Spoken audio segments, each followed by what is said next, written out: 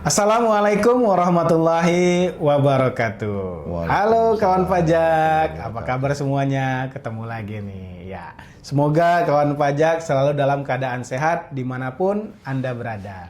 Baik, selamat datang kembali di Jackpot Semanggi, semangat membangun negeri. Kembali bersama saya, Hairi Zuhri, penyuluh pajak di Kanwil DJP Jakarta Selatan 1. Yang di sini kita akan berdiskusi kembali terkait dengan informasi perpajakan, bisa tentang peraturan, aplikasi, dan hal lainnya yang harapannya bisa menambah pengetahuan kawan pajak sekalian. Baik, kawan pajak seperti biasa, saya tidak sendiri ya, ditemanin rekan saya oleh Pak Tri yang juga penyuluh pajak di Kanwil DJP Jakarta Selatan 1. Halo Pak Tri, apa kabar hari ini? Halo Bang Hai, alhamdulillah sehat. Alhamdulillah. Halo kan pajak semua, semoga sama ya, sehat selalu ya. Iya, baik. Oke Pak Tri. Nah Pak Tri, di episode kemarin, kita nih ada bahas tentang Cortex. Nah, referensinya Cortexpedia. Nah, betul. ya, masih ingat Pak Tri ya? Iya.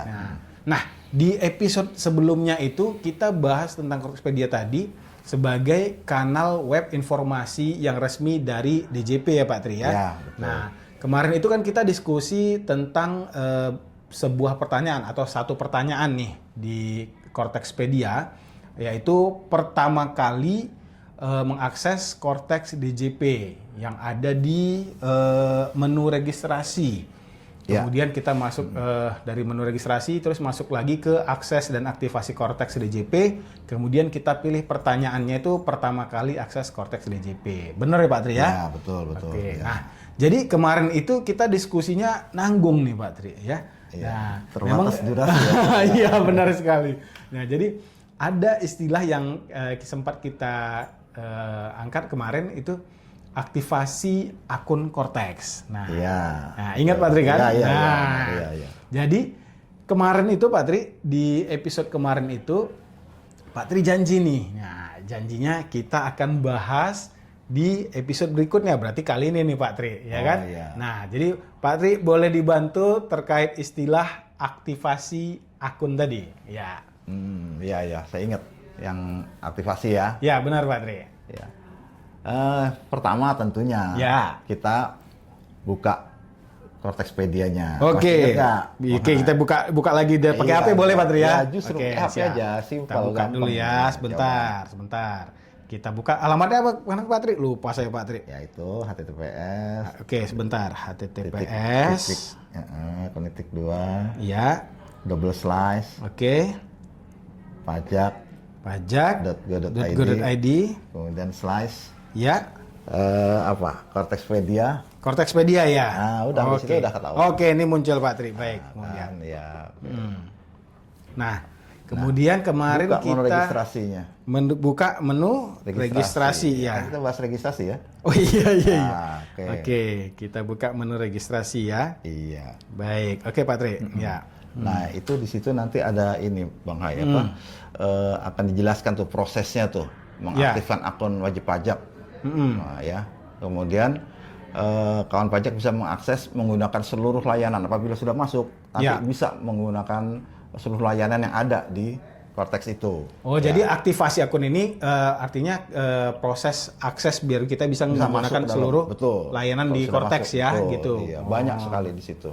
Ya, banyak ya buat kawan pajak yang sudah biasa mengerjakan Cortexnya perusahaan-perusahaannya sudah paham lah itu ya.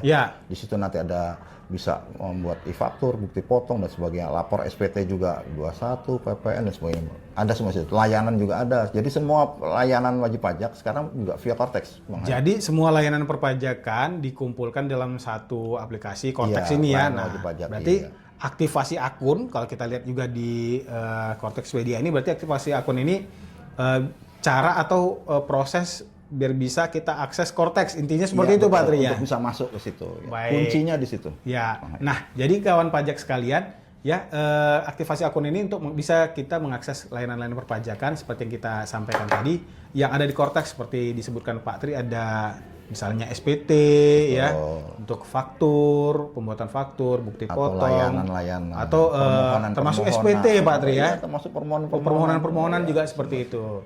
Oh iya. Ya, anu juga Bang Hai, saya mau tambahkan nih. Jadi kalau sudah masuk ya aktivasi dalam aktivasi Cortex itu, jangan lupa sekalian nih kawan pajak bikin masuk ke menu kode otorisasi. Kode otorisasi. Nah, untuk apa? Maksudnya apa nih kode baru nih Pak Tri? Kode otorisasi ini maksudnya gimana? Kode otorisasi itu layanan untuk membuat sertifikat digital. Sertifikat digital, sertifikat elektronik lah ya. Loh, untuk apa sertifikat elektronik itu digunakan sebagai pengganti tanda tangan kita? Oh, maksudnya serba elektronik nih. Oh, ya jadi ini kan aplikasi. Jadi ini ganti tanda tangannya basah ya, diganti pakai barcode tentunya. Nah, itu nanti ada passphrase dan sebagainya lah.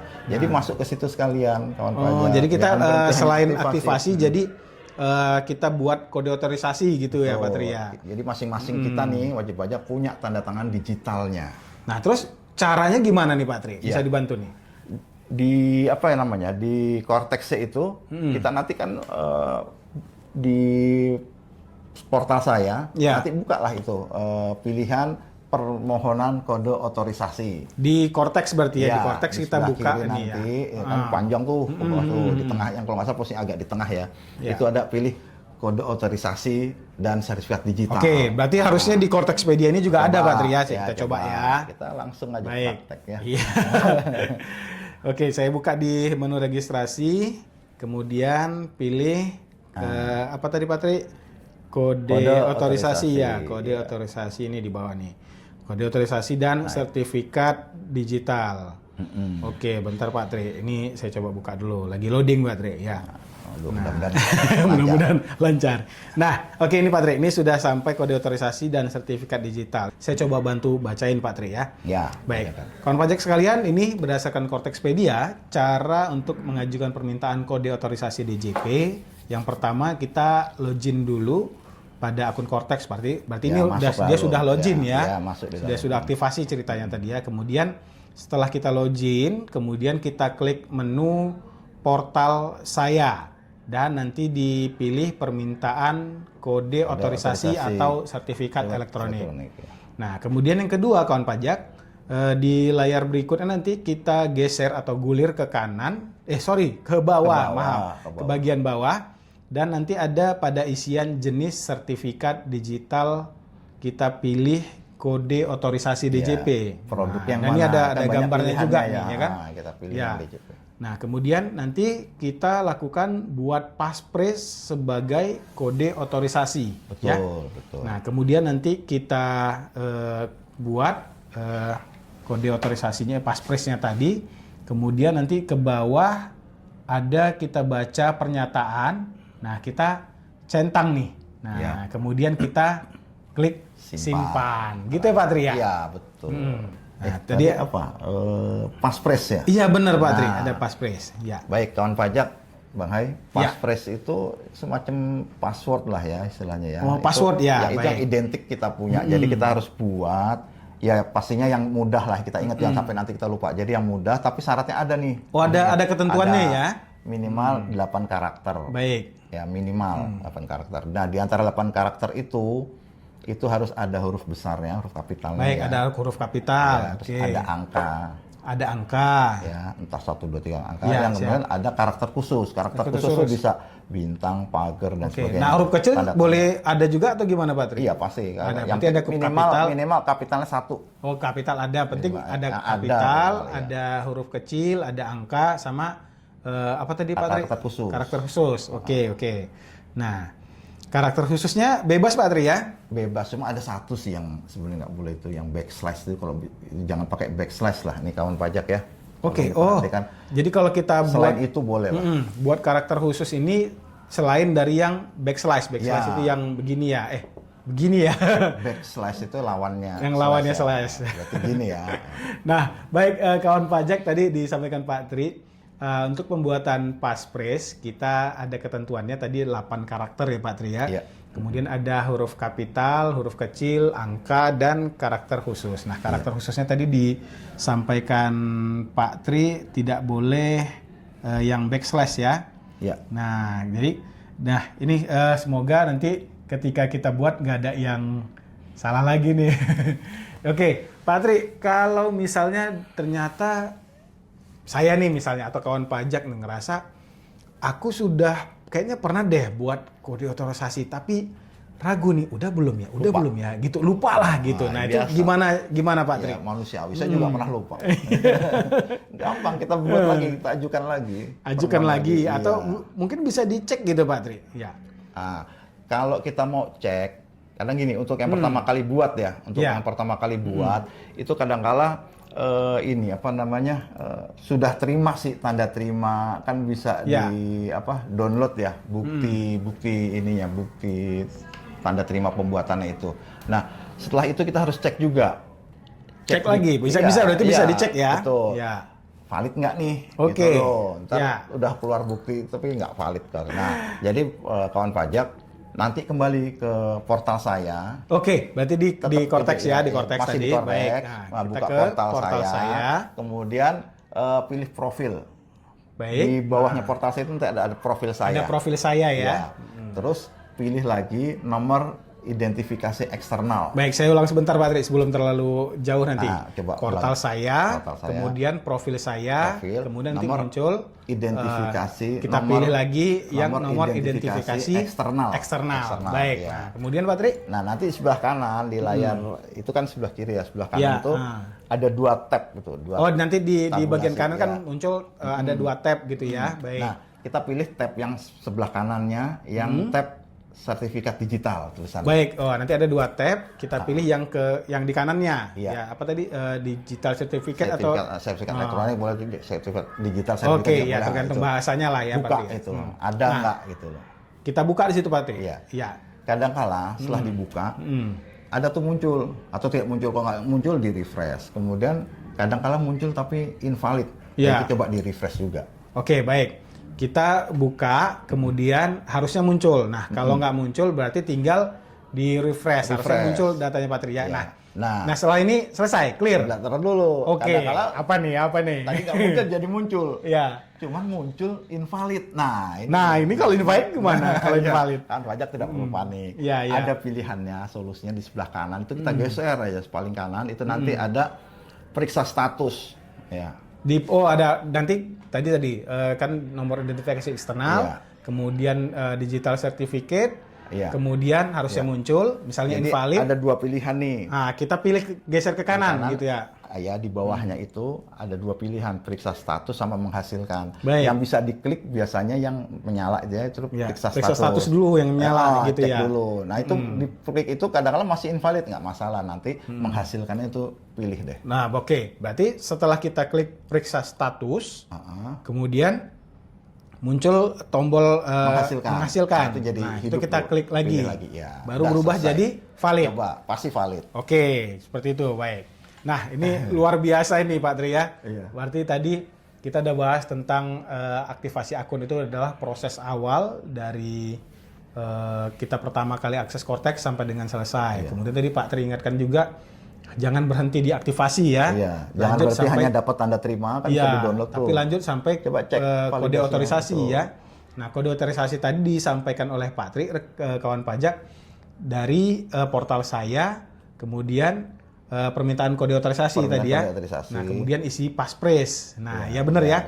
Passphrase ada 8 karakter, ada huruf kapital, huruf kecil, angka dan sama karakter khusus. Tapi ada satu tadi yang nggak boleh ya, pantangannya yang backslash. Nah, kemudian kalau kawan pajak pengen ngecek nih bisa dari portal saya. Profil saya tentang sertifikat nomor identifikasi eksternal, kemudian nanti yang kanan, digital certificate, tabulasinya kemudian di refresh, kalau masih invalid kita klik hasilkan periksa statusnya dulu. Nanti setelah itu baru menghasilkan. Maka statusnya sudah valid, berarti kawan pajak sudah punya kode otorisasi. Kode otorisasi sudah bisa digunakan. Yang penting catat tuh passphrase-nya biar nggak lupa.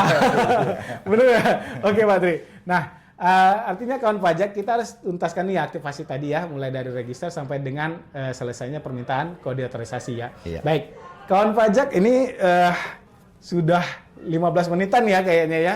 Kita diskusi terkait aktivasi Cortex, kemudian permintaan kode otorisasi DJP, sehingga cara cek validitas atau kevalidan kode otorisasi tadi Pak Tri ya. Nah, jadi sebelum kita tutup nih Pak Tri ada yang mau disampaikan lagi ke kawan pajak? Iya, baik Bang Hai, terima kasih. Kawan pajak sekalian, ini kita sudah menjelang akhir tahun lah intinya ya. Benar, Yang akhir tahun, artinya apa? Nanti di 2026 semua kewajiban pelaporan dilaksanakan via Cortex. Kalau yang kemarin masih bisa ya untuk SPT tahunan. Nah, nanti SPT tahunan mulai tahun pajak 2025 baik orang pribadi maupun badan harus melalui Cortex. Itu masalah Bang Hai. Jadi SPT tahunan semua nanti Cortex Pak Tri ya. Kalau untuk 2024 kebawah masih pakai lama ya. Nah, sekarang nanti tahun pajak nih, kita bicara tahun pajak. Tahun pajak 2025 harus pakai Cortex. Baik badan maupun orang pribadi loh. Orang pribadi mulai dari karyawan yang paling di bawah ya sampai dengan pucuk pimpinan semua harus lapor SPT tahunan. Karena setiap wajib pajak harus melaksanakan kewajibannya melapor SPT tahunan. Entah walaupun itu hanya nisil ya. Ya. Nah, syaratnya apa tadi? Aktivasi dan punya sertifikat digital. Berarti kalau mau lapor SPT harus aktivasi Cortex, kemudian permintaan kode otorisasi. Dan dibuat jangan nanti tahun depan, jangan menjelang batas akhir SPT. Nah, jadi sekarang deh. Dari sekarang ya Pak Tri ya. Ya sekarang aja mumpung masih lancar. Baik, kalau bisa malah jangan sampai berakhir tahun ya. Betul. Sampai 31 Desember nih. Ya, jadi karena aman, kalau mungkin kalau di awal tahun sudah mulai ramai itu. Mulai ramai. Ya, nanti mulai ramai nanti. Banyak kendala lah ya. Baik, mungkin itu saja Pak Tri. Ada lagi? Ya. Baik. Nah, kawan pajak sekalian, mungkin itu saja diskusi kita kali ini ya. Nah, tadi terkait dengan aktivasi, kemudian permintaan kode otorisasi. Nah, semoga apa yang kita diskusikan jadi manfaat bagi kawan pajak, Pak Tri ya. Amin. Nah, baik kawan pajak, sekian dulu Jackspot edisi kali ini. Tadi terima kasih kita sampaikan kepada kawan pajak yang sudah menyaksikan dari awal sampai dengan selesai. Semoga apa yang kita sampaikan menjadi manfaat bagi kawan pajak semua, Pak Tri. Nah, baik, mohon maaf kalau ada kekeliruan dan sampai jumpa pada episode berikutnya di Jackspot Semanggi. Semangat membangun negeri. Pajak tumbuh, Indonesia tangguh. Wassalamualaikum warahmatullahi wabarakatuh. Waalaikumsalam warahmatullahi wabarakatuh.